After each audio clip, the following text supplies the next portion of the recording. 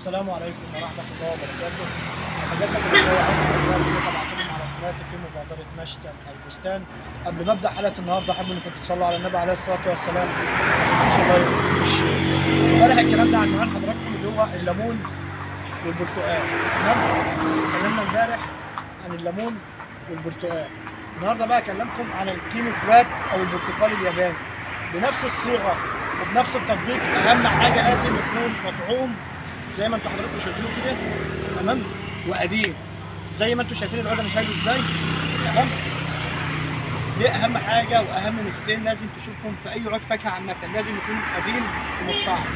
الميزه بقى برضو ان في الكينيكوات كله طرح زي ما انتوا شايفين كده اهو، زي ما حضراتكم شايفين الكينيكوات كله مليان طرح زي ما انتوا شايفين كده، زي ما انتوا شايفين كده، تمام. في برضو الكميات بسم الله ما شاء الله، لان هو اكتريت طرحه في الشهر اللي احنا فيه ده في شهر 10، تمام.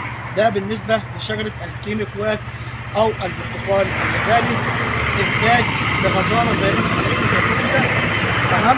ده انتاج بغزاره زي ما حضراتكم شايفينها كده اهو.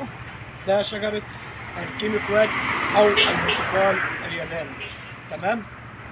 ان شاء الله باذن الله كل ما يبقى في فرصه ان انا اعمل لكم فيديو او حلقه بالنسبه في الفواكه الاستوائيه، ان شاء الله اعرض لكم كل يوم جديد. احب اشكر حضراتكم واشكر الساده اللي بيتابعوني على قناتي في مبادره مشتل البستان. والسلام عليكم ورحمه الله وبركاته.